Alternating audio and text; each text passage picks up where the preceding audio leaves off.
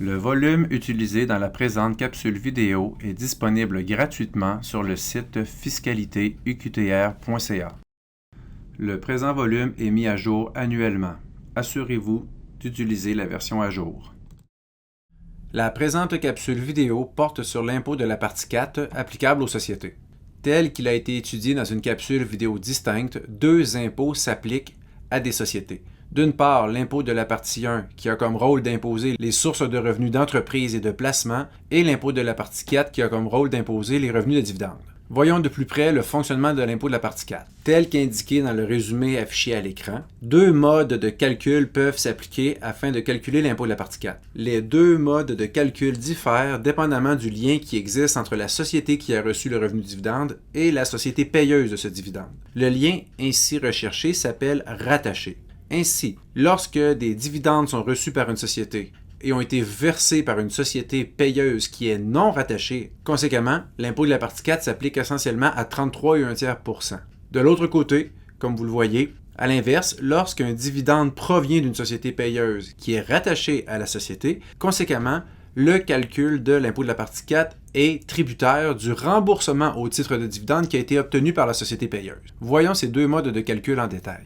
Tout d'abord, concernant les dividendes provenant de sociétés non rattachées, le calcul de l'impôt de la partie 4 est simple. Il s'agit d'un taux d'imposition de 33,1% applicable sur le total des dividendes reçus dans l'année et provenant de l'ensemble des sociétés payeuses non rattachées. Cela nous amène inévitablement à définir qu'est-ce que sont des sociétés rattachées et des sociétés non rattachées, puisque le calcul de l'impôt de la partie 4 pour la société qui reçoit le revenu dividende n'est pas le même dépendamment si cette société est rattachée ou non à la société payeuse du dividende. Voyons de plus près la définition de société rattachée. Ainsi, une société payeuse de dividende est rattachée à la société récipiendaire du dividende lorsque l'une des deux conditions suivantes est rencontrée. La première condition qui fait en sorte que ces deux sociétés sont rattachées, c'est si la société payeuse contrôle la société récipiendaire.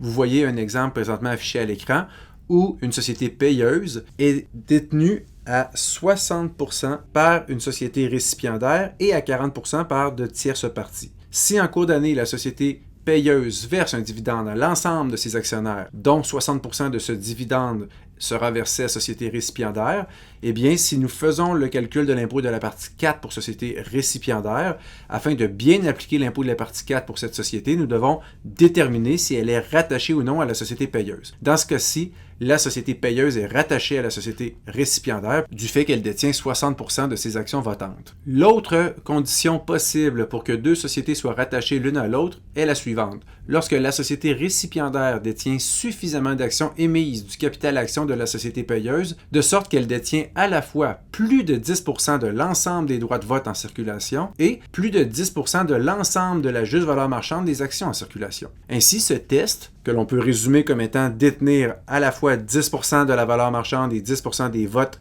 des actions émises par la société payeuse, peut se vérifier avec le petit exemple affiché à l'écran. Encore une fois, la société payeuse, qui dans ce cas-ci est détenue à 15% par la société récipiendaire et à 85% par une tierce personne. Vous voyez qu'il s'agit là de la répartition des actions votantes, 15% et 85% respectivement, dont vous voyez aussi la juste valeur marchande. La société payeuse a aussi une autre catégorie d'actions en circulation, des actions non votantes, qui ont une valeur de 1000 $ et qui appartiennent en totalité aux tierces personnes. Ainsi, si la société payeuse verse un dividende et que la société récipiendaire reçoit 15% de ce dividende, la société récipiendaire doit appliquer l'impôt de la partie 4. Puisqu'il y a deux modes de calcul possibles pour l'impôt de la partie 4, nous devons déterminer si la société payeuse est rattachée à la société récipiendaire. Pour ce faire, vérifions si le deuxième test est rencontré. Ainsi, ce test demande que la société récipiendaire détienne à la fois plus de 10% de l'ensemble des droits de vote en circulation et à la fois plus de 10% de la juste valeur marchande de l'ensemble des actions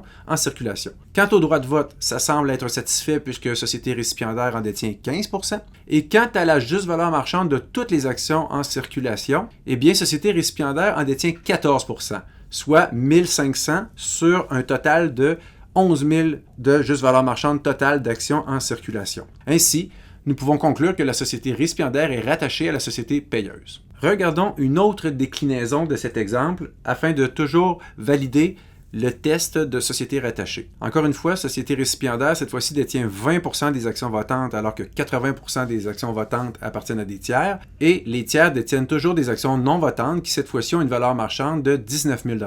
Donc, si nous appliquons le test, encore une fois, qui demande que la société récipiendaire, pour être rattachée à la payeuse, détienne à la fois 10% des droits de vote en circulation et à la fois 10% de l'ensemble de la juste valeur marchande des actions en circulation. Pour ce qui est des droits de vote, la condition semble être satisfaite avec 20% des droits de vote. Et pour ce qui est du pourcentage de la juste valeur marchande des actions, Société récipiendaire détient des actions qui valent 2 000 $ sur un total d'actions en circulation qui totalise 29 000 $, soit les 2 000 détenus par Société récipiendaire, les 8 000 et 19 000 détenus par les tiers.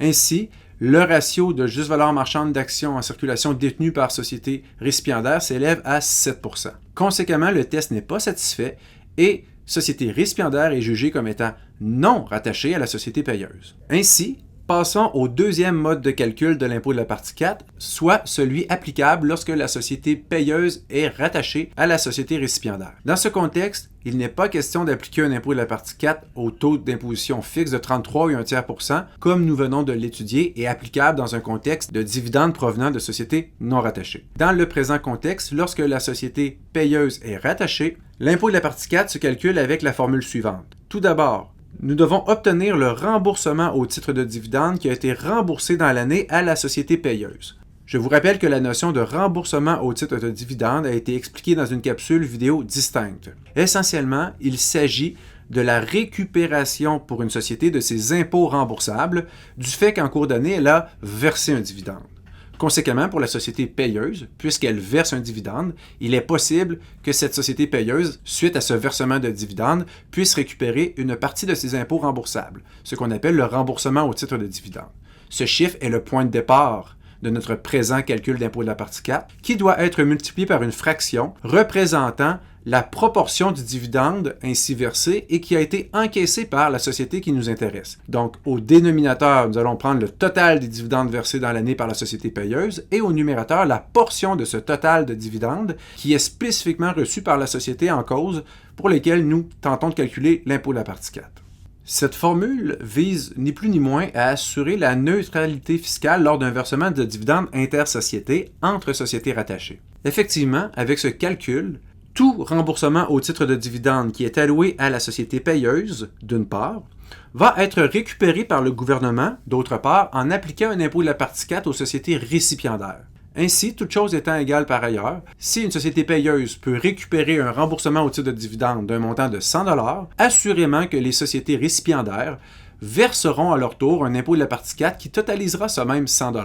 La fraction qui est utilisée dans le calcul sert à déterminer la quote-part qui est payable par chacune des sociétés qui reçoit un tel dividende. Donc, si une société payeuse verse un dividende, à titre d'exemple, et que 3 sociétés récipiendaires reçoivent chacun un tiers du dividende, le calcul fera en sorte que le montant de RTD ainsi obtenu par la société payeuse sera retourné sous forme d'impôt de la partie 4 par chacune des 3 sociétés qui ont reçu le revenu de dividende. Et ce, au prorata du dividende reçu par chacune des sociétés. Reste maintenant à appliquer le calcul de l'impôt de la partie 4 à l'exemple récapitulatif Boiscot. Je vous rappelle que l'exemple récapitulatif se retrouve au point 3 du sujet 6 de votre volume. Ainsi, pour la société Boiscot, l'impôt de la partie 4 se divise en 2 parties. Un premier mode de calcul qui s'applique pour les dividendes reçus et provenant de sociétés non rattachées et un deuxième mode de calcul qui s'applique pour les dividendes reçus provenant de sociétés rattachées. Tel qu'il a été vu dans l'énoncé de l'exemple récapitulatif, la société Boiscot a encaissé en cours d'année 3 revenus de dividendes provenant de 3 sociétés différentes, soit Bell Canada, Planair et la société Topo. Tout d'abord, quant aux dividendes provenant de sociétés non rattachées, il s'agit là des dividendes qui ont été reçus des sociétés Bell Canada et Planair, puisque, je vous rappelle, Boiscot détient 9% dans les actions de Planair et Boiscot détient moins de 1% des actions de la société Bell Canada. Ainsi, en appliquant les tests vus au niveau des sociétés rattachées, la conclusion veut que ces sociétés soient considérées comme étant non rattachées à Boiscot. Ainsi, Dans ce contexte, le mode de calcul est simple. Il s'agit de l'application d'un taux d'imposition unique de 33,1% applicable au total des revenus dividendes reçus et provenant de sociétés non rattachées, soit le 6 000 $ reçu de Bell Canada et le 4 000 $ reçu de Planair Incorporé, pour une première partie d'impôt de la partie 4 qui s'élève à 3 333 $.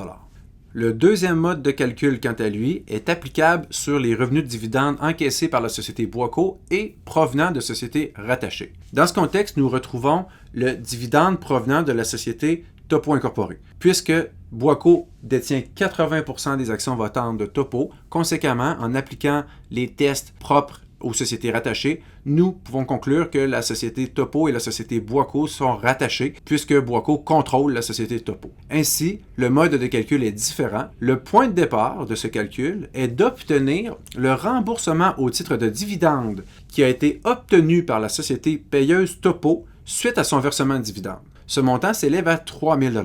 Ce montant peut être obtenu dans l'énoncé de l'exemple récapitulatif, à même les données fiscales relatives à Topo. S'ensuit un fractionnement où l'on retrouve au dénominateur le total des dividendes qui ont été versés dans l'année par la société Topo, soit 18 750, et au numérateur la partie de ce total des dividendes versés de 18 750 qui a été spécifiquement reçu par la société Boisco. Ainsi, puisque Boisco détient 80% des actions de la société Topo, conséquemment, elle a encaissé 80% du total des dividendes versés, c'est-à-dire 15 000 $.